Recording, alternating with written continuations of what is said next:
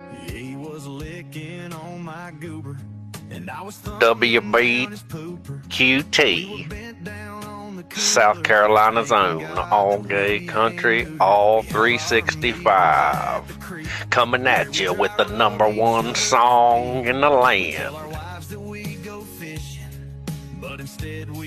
Fishing at the river. 10 big men all taking turns, rubbing, tugging till it burns. This country sun's up in the sky, and now he's kissing on my thighs. We're getting down and slamming beers and munching on each other's rears. Babe, I swear I'll be home for dinner, but right now we're fishing at the river. You ain't got no job, and you ain't got shit to do.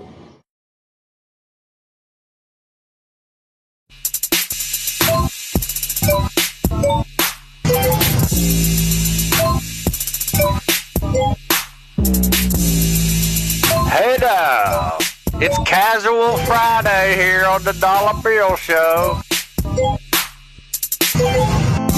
Welcome to the Dollar Bill Show on this beautiful, lovely Friday.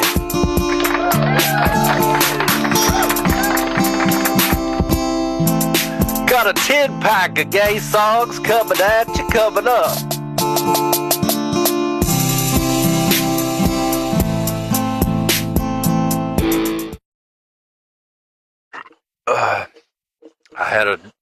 I woke up just a little bit ago and I had a dream that I was at this grocery store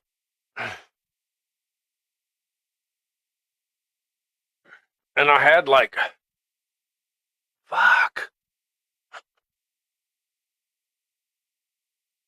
I had stole something from the store, I guess like the time before when I was in there, and it was like this little, like a little can opener thing, and it was like looked like Mickey Mouse, and I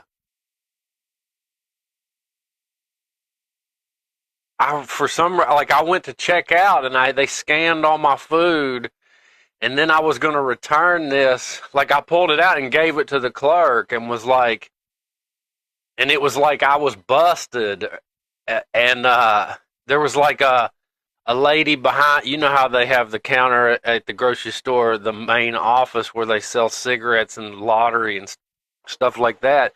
It was like I went back to that lady, but it was a security. But she kind of reminded you of like that blonde chick with the big tits on Police Academy. And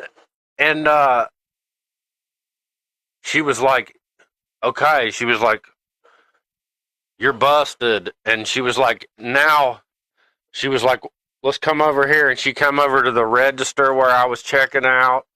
And like, she was like, and after this, I'm going to take you back into my office and we're going to take care of this.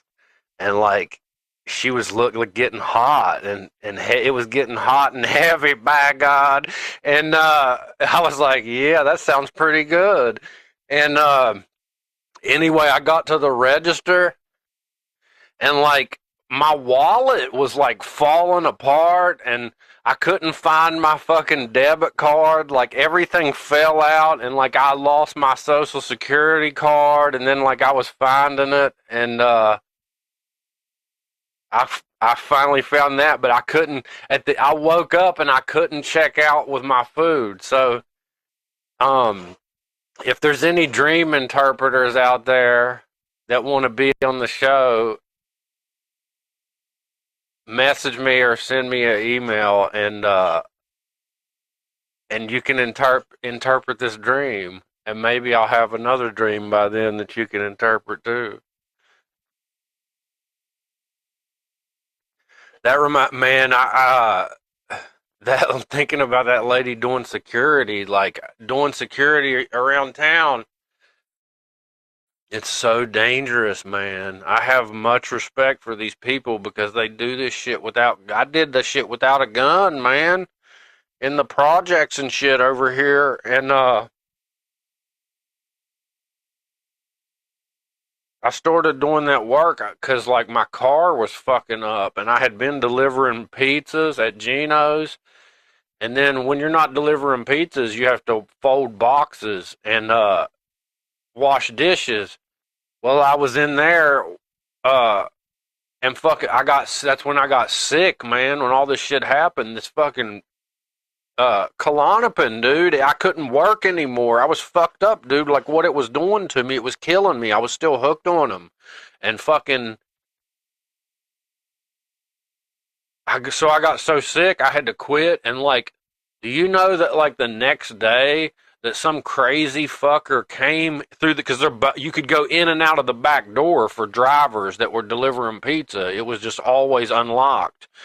Some crazy fucker came in there and it was on my shift, stabbed two different people working in that kitchen and fucking almost killed them and shit. And like, man, it just shows you how God has your back. Like he's always going to use things to your advantage. And I just saw where um I think it's the same exact building where I used to work over here in the projects.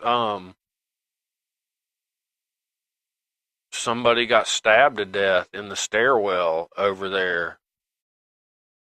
And fuck, they got murdered in the stairwell. And I'm actually not surprised.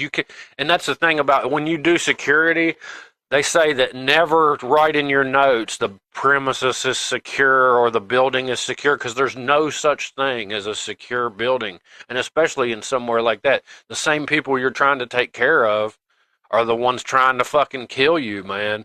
Like there was something that happened one night that broke my heart. Like this dude, he broke into a handicapped dude's apartment, and somebody had let him in. They had propped the door open, and he beat the fuck out of that handicapped guy, man. And it was and he was a nice, but I mean, also they were running. Even though he was handicapped, he was getting high, I think. So he was running. You know what I'm saying? And and he bloodied him, dude. It fucked me up, man. I was so mad that and it just fucked me up. I was crying and shit, but I ended up like I got sick and had to quit anyway. But that same night before that happened, like this dude, it was just a mess, man. You know, they had fucking the same, like I said, drugs and shit like that. Not worth it at all, man. So big up to these guys, man. These are essential workers.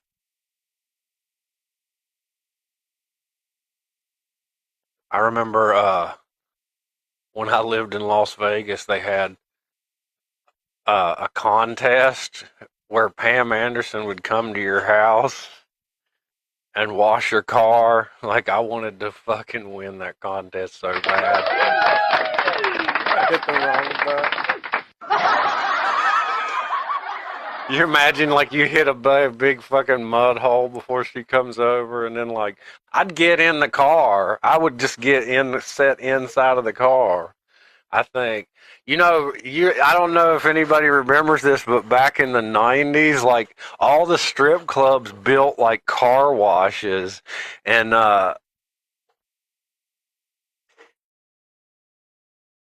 my grandpa would always joke that we were going to go down there, but I think he really did want to fucking go down there probably, but I was still only like 15 years old, but I mean, that's just crazy to me that I remember when I moved to Las Vegas, there was like, and none of them were open or anything because I think they figured out pretty fast that like, these girls aren't going to do a good job washing your fucking car, and they're not going to do much for fucking $20 or whatever it is to pull your car in there. So it didn't really work out as planned. But to think of, they had built like this big brick fucking car wash at the outside of the strip club at the end of the parking lot in Las Vegas, man. Fuck, shit is wild. But okay.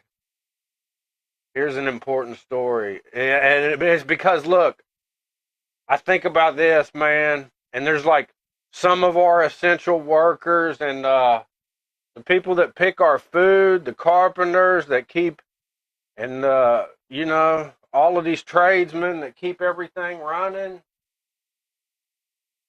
Where the hell is the story?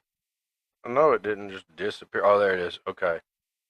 But look, like, I think about this all the time because, like, I have some friends that were the best, hardest working people that they would do the shit that nobody else wanted to do, man, and supporting their whole families. And then I know that they're here on a green card, and, like, there's some of them I've lost contact with, and I'm just like, it's been really fucking bothering me that, like, you know, and these are some of the same people that built some of Trump's properties and stuff like that, man.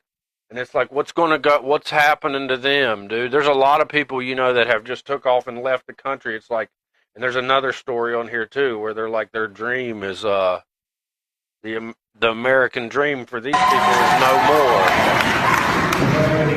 I was hauled off by the Nazis.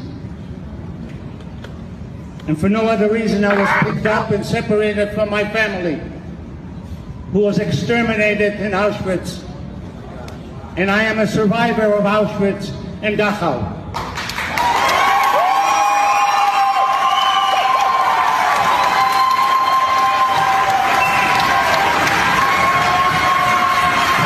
I spent 5.5 years in concentration camp.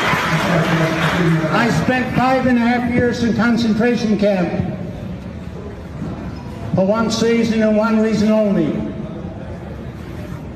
Because we picked on people. And you as the sheriff, who we elected as sheriff of this county. We did not elect you as sheriff of Washington, D.C. It's about time you serve the people here. And when this gentleman stands up there and he says he doesn't go after any people, he should read today's beat. Because in today's beat, the Supreme Court Justice of State of California objected to ICE coming in and taking people away from the courts. Don't tell me that this is a lie. You stand up here, Mr. Jones, don't forget, history is not on your side.